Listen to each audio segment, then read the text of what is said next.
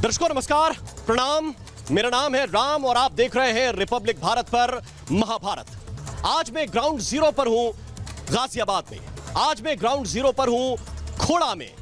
वो इसलिए क्योंकि एक 17 साल का लड़का जिसका नाम सूर्या है वो अब इस दुनिया में नहीं है। इसका देखिए, कई बार घटनाएं घटती हैं, कई बार हादसे होते हैं, कई बार वारदातें होती हैं, लेकिन इस घटना ने पूरे इलाके को झकझोर दिया है। उसका कारण क्या है? उसका कारण क्या है? यह है कि 5 लोगों ने मिलकर सूर्या को मौत के घाट उतार दिया। आप कहेंगे कि भाई पूरे देश में घटनाएं होती हैं, आप यहां पे ग्राउंड जीरो पे क्यों खड़े? क्योंकि यह सामान्य घटना नहीं है दर्शकों। यह सामान्य घटना इसलिए नहीं है क्योंकि उस बच्चे को बुलाया गया इस नाम पर कि तुम अपने घर से बाहर आओ, तुमसे बात करनी है। उससे कहा गया कि तुमने कभी कुर्बानी होती हुई देखी है? हम जब हलाल करते हैं, किसी को हलाल होते हुए देखा है? बच्चे ने कहा कि मैंने नहीं देखा, ना मैं देखना चाहता हूं। लेकिन इसके बाद उस बच्चे को ही चाकुओं से गोद गोद कर मार दिया गया। इसलिए आज मैं खोड़ा में खड़ा हूं।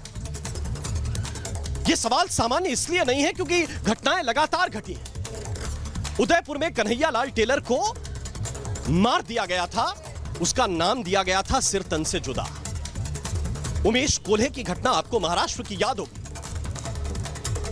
आपको कई घटनाएं सिलसिलेवार में याद करके बता सकता हूं, लेकिन आज हम बात सूर्या की करने के लिए आए हैं क्योंकि अब से कुछ देर पहले उस बेचारे सूर्या का अंतिम संस्कार किया है। परिवार वाले पुलिस की बात, प्रशासन की बात मान गए हैं क्योंकि ये अराजकता फैलाना नहीं चाहते, ये किसी को परेशान नहीं करना चाहते।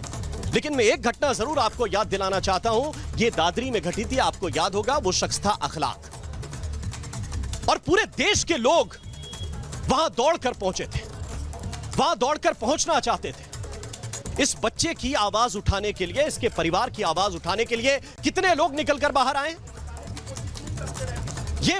ये सवाल है, ये बहुत सारे ऐसे सवाल हैं जिन सवालों से दो चार होना पड़ेगा हमारे राजनेताओं को। क्या वो ये आवाज उठाने के लिए यहां खोड़ा के अंदर आए?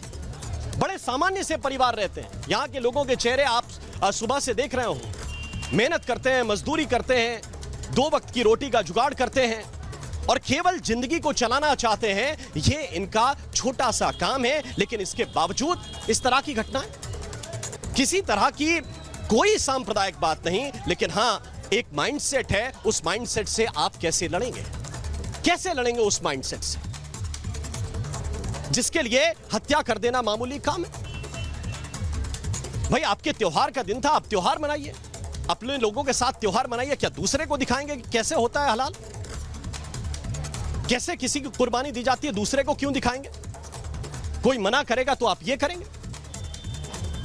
मेरा सवाल बहुत स्पष्ट है, बहुत साफ है कि यह सामान्य घटना नहीं है। यह सोच है जिस सोच के खिलाफ मिलकर बोलना पड़ेगा।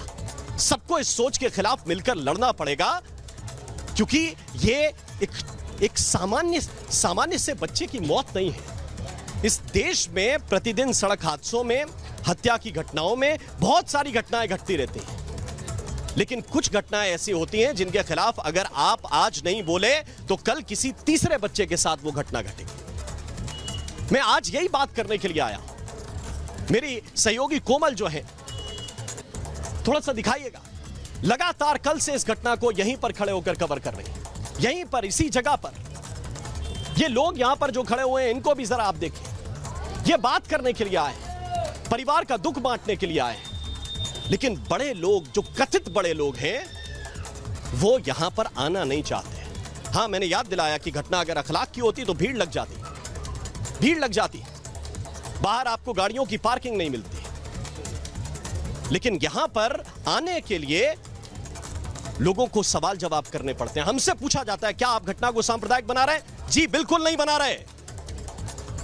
यह परिवार जो बेचारा, अगर कोई दूसरा परिवार होता तो कहता कि जी नहीं, हम नहीं कर रहे अंतिम संस्कार। वो मान गए। एक बार में प्रशासन ने कहा कि देखिए माहौल खराब हो सकता है, उन्होंने कहा ठीक है, लेकिन घटनाएं ऐसी वापस ना घटे, इसके लिए प्रशासन क्या कर रहा है? अभी मैं देख रहा हूं वहां से लेकर यहां तक पुलिस की कई गाड़ियां खड़ी हुई हैं, सैकड़ों पुलिस वाले तैनात हैं। लेकिन पहले आपको कोई नजर नहीं आएगा। ये एक बुनियादी सवाल है और इसी बुनियादी सवाल के साथ आज हम ग्राउंड जीरो पर खड़े होकर पूछ रहे हैं कि उस सूर्या का क्या दोष था, उसकी गलती क्या थी। क्या सामान्य बोलचाल में चला जाना, क्या सामान्य बोलचाल में घर से बाहर निकल जाना यह अपराध हो जाएगा और दिल्ली एनसीआर में अपराध हो जाएगा? यह किसी ऐसी जगह की घटना है क्या कि जहां पर पहुंचने में आपको सदियां गुजर जाएं? यह दिल्ली से सटा हुआ इलाका है, गाजियाबाद का हिस्सा है, नोएडा बगल में है, यहां पर इस तरह की घटनाएं होंगी।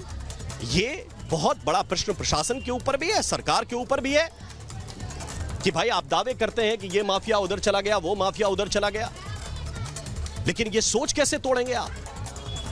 कैसे तोड़ेंगे? क्या कोई बुनियादी काम आपने इसके ऊपर किया है? अभी जो परिवार मांग कर रहा है वो नाजायज मांग नहीं है। जितनी डिमांड परिवार की तरफ से की गई है कोई नाजायज डिमांड नहीं,